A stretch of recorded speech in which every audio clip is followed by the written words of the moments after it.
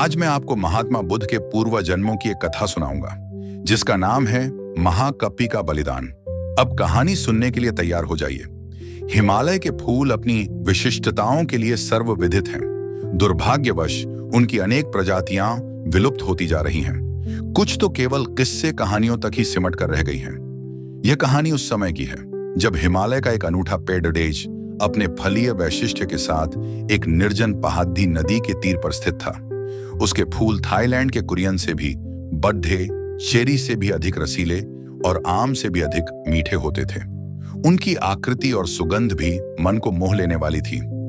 उस पेड़ पर वानरों का एक झुंड रहता था जो बद्धी ही स्वच्छंदता के साथ उन फूलों का रसास्वादन व उपभोग करता था। उन वानरों का एक राजा भी था जो अन्य बंदरों की तुलना में कई गुना ज्यादा बद्धा, बलवान, गुणवान, प्रज्ञावान और शीलवान था। इसलिए वह महाकपि के नाम से जाना जाता था। अपनी दूरदृष्टि से उसने समस्त वानरों को सचेत कर रखा था कि उस वृक्ष का कोई भी फल उन टहनियों पर न छोड़ा जाए जिनके नीचे नदी बहती हो। उसके अनुगामी वानरों ने भी उसकी बातों को पूरा महत्व दिया, क्योंकि अगर कोई फल नदी में गिरकर और बहकर मनुष्य को प्राप्त होता तो उसका परिणाम वानरों के लिए अत्यंत भयंकर होता।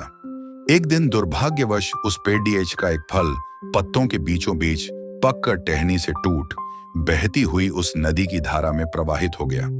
उन्हीं दिनों उस देश का राजा अपनी औरतों तथा दास दासियों के साथ उसी नदी की तीर पर विहार कर रहा था। वह प्रवाहित फल आकर वहीं रुक गया। उस फल की सुगंध से राजा की औरतें सम्मोहित होकर आंखें बंद कर आनंद मग्न हो गईं। राजा भी उस सुगंध से आनंदित हो उठा। शीघ्र ही उसने अपने आदमी उस सुगंध के स्रोत के पीछे दौड़ ढाए। राजा के आदमी तत्काल उस फल को नदी के तीर पर प्राप्त कर पल भर में राजा के सम्मुख ले आए। फल का परीक्षण कराया गया तो पता चला कि वह एक विषहीन फल था।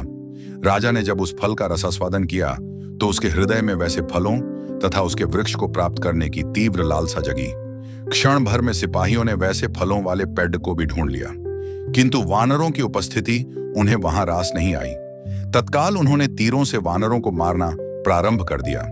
वीर्यवान महाकपि ने तब अपने साथियों को बचाने के लिए कूदते हुए उस पेड़ के निकट की एक पहाड़ी पर स्थित एक बेंत की लकड़ी को अपने पैरों से फंसाकर फिर से उसी पेड़ की टहनी को अपने दोनों हाथों से पकड़ कर लेट अपने साथियों के लिए एक पुल का निर्माण कर लिया।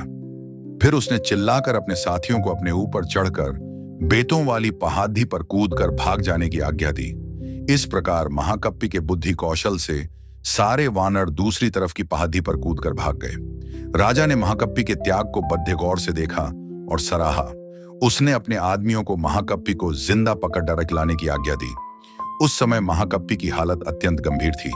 साथ ही वानरों द्वारा कुचल जाने के कारण उसका सारा शरीर विदीर्ण हो उठा था। राजा ने उसके उपचार की सारी व्यवस्था भी करवाई, मगर महाकपि की आंखें हमेशा के लिए बंद हो चुकी थीं। आज की कहानी समाप्त हुई।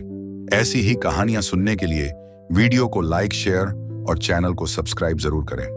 धन्यवाद। जय हिंद।